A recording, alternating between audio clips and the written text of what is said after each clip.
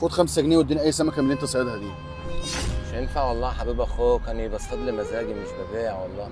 طب اديني سمكتين حتى بال 5 جنيه دول.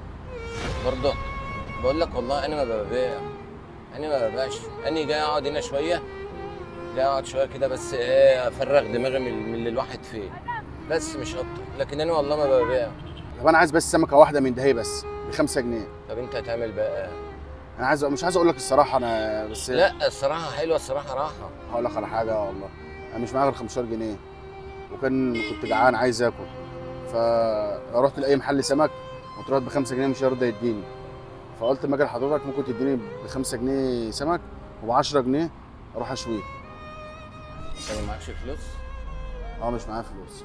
بس السمك اللي انا جايبه سمك صغير كله، شوف عامل ازاي، لسه بنقول يا هادي يا بص هم دول كام سمك اللي انت طلعتهم دول؟ دول 4 هم.